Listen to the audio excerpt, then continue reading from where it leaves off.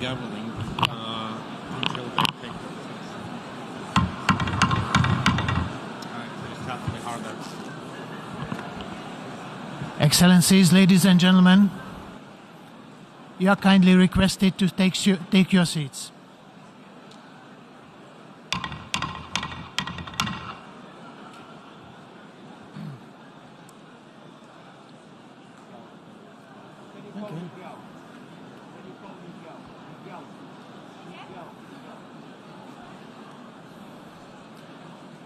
Excellencies, ladies and gentlemen,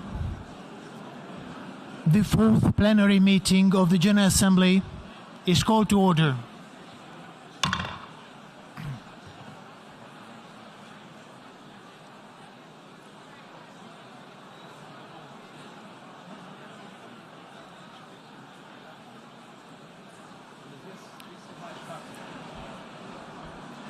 Delegates are kindly requested to take their seats.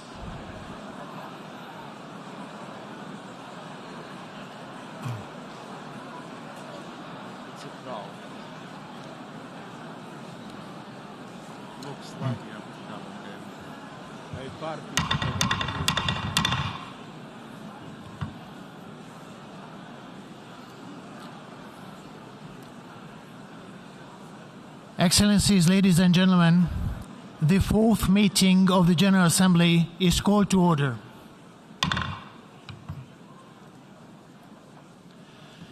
Before proceeding further, I would like to remind members that masks are to be worn by the attendees at all times when indoors, except when directly addressing the meeting.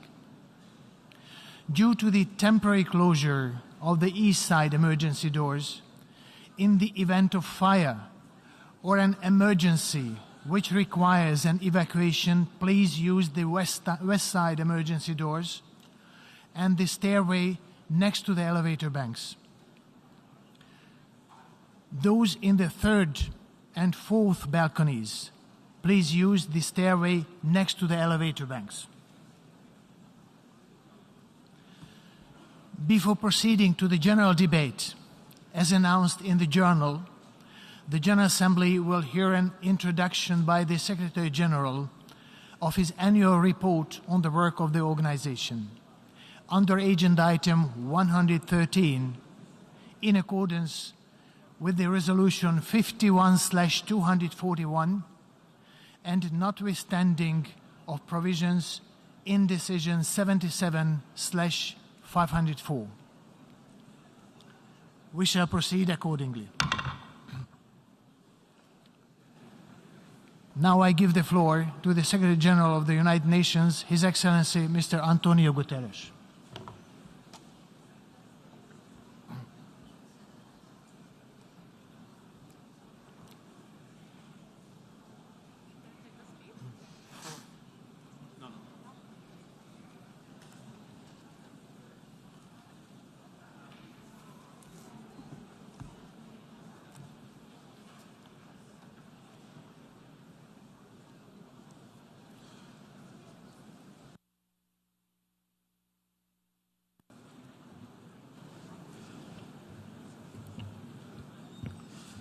Mr. President of the General Assembly, Excellencies, ladies and gentlemen, our world is in big trouble. Divides are growing deeper, inequalities are growing wider, and challenges are spreading farther. But as we come together in a world teeming with turmoil, an image of promise and hope comes to my mind. This ship is the brave commander. It sailed the Black Sea with UN flag flying high and proud. On one hand, what you see is a vessel like any other plying the seas. But look closer. At its essence, this ship is a symbol of what we can accomplish when we act together. It is loaded with Ukrainian grain destined for the people of the Horn of Africa, millions of whom are on the edge of famine.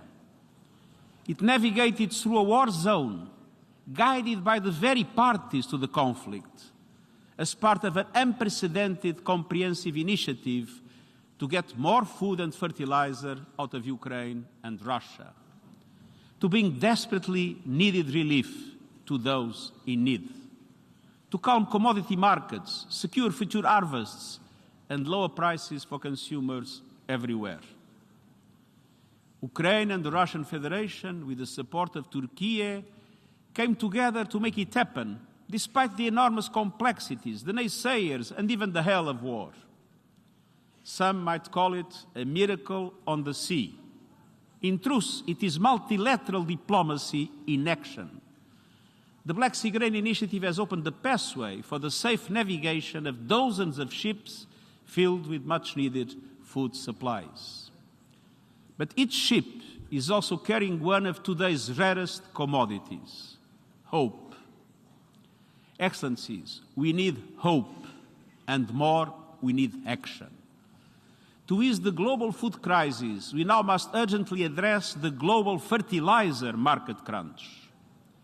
This year, the world has enough food. The problem is distribution. But if the fertilizer market is not stabilized, next year's problem might be food supply itself. We already have reports of farmers in West Africa and beyond cultivating fewer crops because of the price or lack of availability of fertilizers. It is essential to continue removing all remaining obstacles to the export of Russian fertilizers and their ingredients, including ammonia. These products are not subject to sanctions, and we will keep up our efforts to eliminate indirect effects.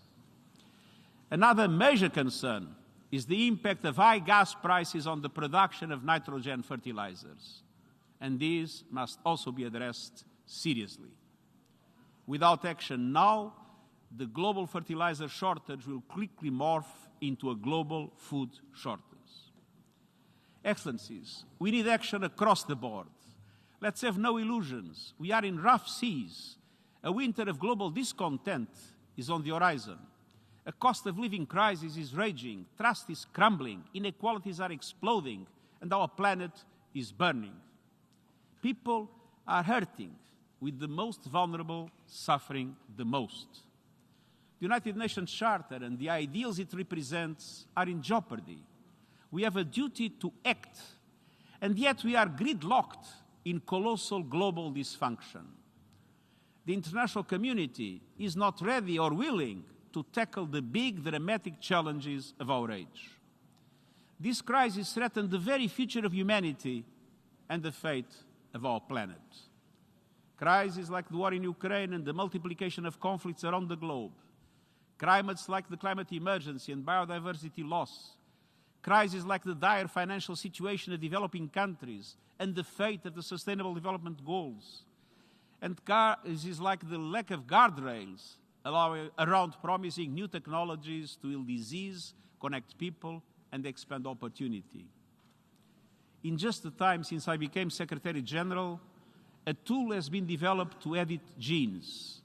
Neurotechnology, connecting technology with the human nervous system, has progressed from idea to proof of concept. Cryptocurrencies and other blockchain technologies are widespread, but across a host of new technologies there is a forest of red flags. Social media platforms based on a business model that monetizes outrage, anger, and negativity are causing untold damage to communities and societies. Hate speech, misinformation, and abuse, targeted especially at women and vulnerable groups, are proliferating. Our data is being bought and sold to influence our behavior, while spyware and surveillance are out of control, all with no regard for privacy.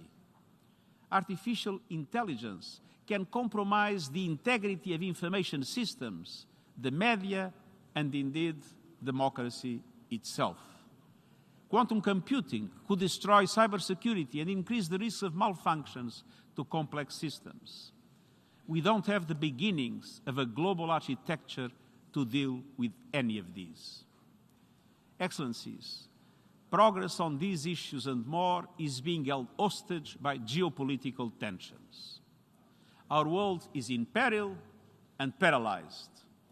Geopolitical divides are undermining the work of the Security Council, undermining international law, undermining trust and people's faith in democratic institutions, undermining all forms of international cooperation. We cannot go on like this. Even the various groupings set up outside the multilateral system by some members of the international community have fallen into the trap of geopolitical divides, like in the G20.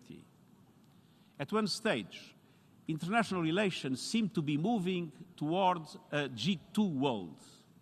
Now we risk ending up with a G-nothing. No cooperation, no dialogue, no collective problem solving. But the reality is that we live in a world where the logic of cooperation and dialogue is the only path forward. No power or group alone can call the shots. No major global challenge can be solved with a coalition of the willing. We need a coalition of the world. Excellences, aujourd'hui, je voudrais présenter 3 domaines dans lesquels cette coalition mondiale doit de toute urgence surmonter les divisions et agir de concert. Il s'agit en premier lieu de la mission fondamentale des Nations Unies, instaurer et maintenir la paix. Une grande partie de la planète continue d'avoir les yeux rivés sur l'invasion russe en Ukraine. La guerre a déclenché une destruction et des violations massives des droits humains et des droits humanitaires internationaux. Les dernières informations sur la découverte des sites funéraires à Izium sont extrêmement perturbantes. Des milliers de civils ont été tués, des millions de personnes ont été déplacées, des milliards d'individus dans le monde sont touchés. Nous voyons surgir la menace de division dangereuse entre l'Ouest et le Sud. Les risques pour la paix et la sécurité mondiale sont immenses et nous devons continuer à œuvrer pour la paix dans le respect de la Charte des Nations Unies et du droit international. Dans le même temps, les conflits et les crises humanitaires se propagent souvent loin des projecteurs. Le déficit de financement de notre appel humanitaire mondial s'élève à 32 milliards de dollars, le plus important jamais enregistré. Hélas, on ne compte plus les crises. En Afghanistan, l'économie est en ruine, plus de la moitié de la population est en proie à des niveaux de faim extrêmes, tandis que les droits humains, et en particulier les droits des femmes et des filles, sont bafoués. En République démocratique du Congo, les groupes armés de l'Est terrorisent les civils et attissent les tensions régionales. Dans la Corne de l'Afrique, une sécheresse sans précédent menace la vie et les moyens de subsistance de 22 millions de personnes. En Éthiopie, les combats ont repris, soulignant l'urgence pour les parties de cesser les hostilités et de revenir à la table des négociations sous l'égide de l'Union africaine. À Haïti, les gangs détruisent les fondements mêmes de la société. En Libye, les divisions continuent de mettre le pays en péril. En Irak, les tensions actuelles compromettent la stabilité. Et en Israël et en Palestine, les cycles de violence sous l'occupation se poursuivent et les perspectives de paix fondées sur une solution à 2 États ne cessent de s'éloigner. Au Myanmar, l'effroyable situation humanitaire et des droits humains ainsi que les conditions de sécurité s'aggravent de jour en jour. Au Sahel, l'insécurité et les activités terroristes atteignent des niveaux alarmants, tandis que les besoins humanitaires ne cessent de croître. En Syrie, la violence et les difficultés règnent toujours et la liste est encore longue. Pendant ce temps, les menaces de recours aux armes nucléaires et les risques pesant sur la sécurité des centrales nucléaires ne font qu'ajouter à l'instabilité planétaire. Les parties à la conférence d'examen du traité sur la non-prolifération des armes nucléaires n'ont pas réussi à trouver de consensus et l'accord sur le nucléaire avec l'Iran semble encore lointain. Il y a toutefois quelques lueurs d'espoir. Au Yémen, la trêve nationale est fragile, mais elle tient toujours. En Colombie, le processus de paix prend racine. Et partout, nous avons besoin d'une action bien plus concertée, ancrée dans le respect du droit international et la protection des droits humains. Dans un monde qui se déchire, nous devons créer des mécanismes de dialogue et de médiation pour apaiser les divisions.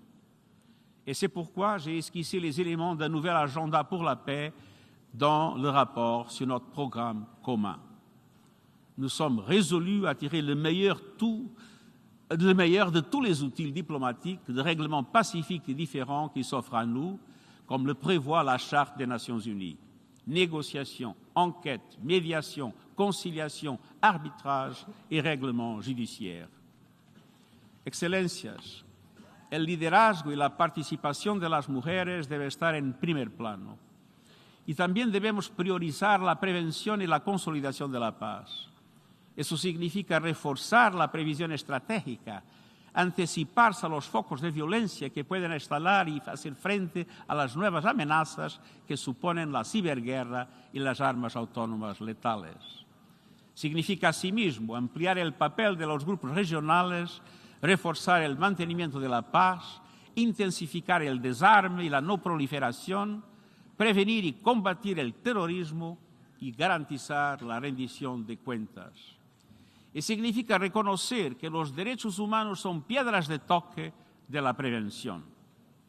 Mi llamamiento a la acción en materia de derechos humanos destaca la centralidad de los derechos humanos, así como la de los refugiados y el derecho humanitario. En todo lo que hacemos, debemos reconocer que los derechos humanos son el camino para resolver tensiones, poner fin a los conflictos y forjar una paz duradera.